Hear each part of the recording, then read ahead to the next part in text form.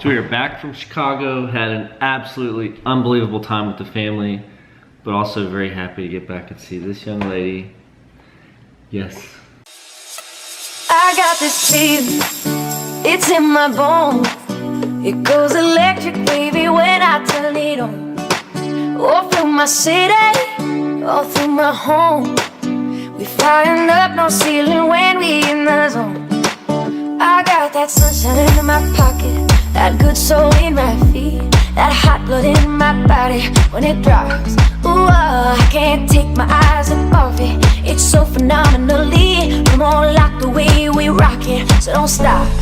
Under the lights, when everything goes, nowhere to hide when I'm holding you close. When we move, well, you already know.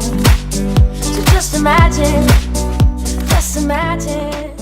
Last night in Chicago, we did the architecture tour, Riverboat Architecture Tour, and it was super, super cool. Learned a lot about Chicago and its history. I knew Chicago was famous for its architecture, but I didn't know why. I didn't know what was unique about it. And what I found out on this tour is that Chicago fire that happened in the 1800s destroyed a huge part of the city, somewhere between 3 and 5 square miles. The entire downtown area was wiped out. And the reason Chicago has such phenomenal architecture is because it created this blank canvas after the fire came through.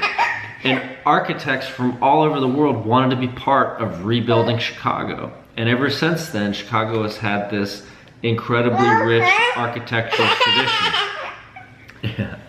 The other thing that was really interesting about the Chicago fire, all of the debris, the smoldering remains of what used to be Chicago before the fire, in order to clean it up, it was cheaper to just push it into Lake Michigan.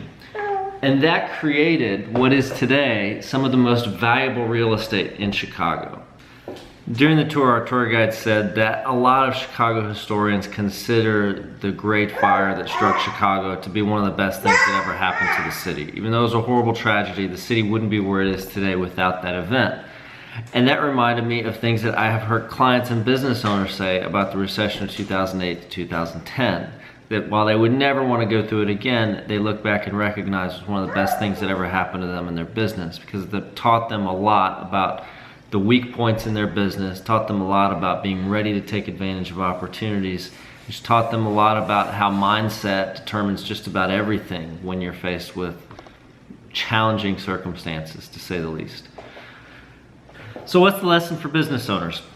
Maybe the next time you're faced with really crazy circumstances, things you would never want to go through if you had your choice, play the tape forward 5, 10, 15 years, and you might find that you'll come back and see it as one of the best things that ever happened to you in your business. See you guys tomorrow. Can't stop the music, just dance, dance, dance, can't stop.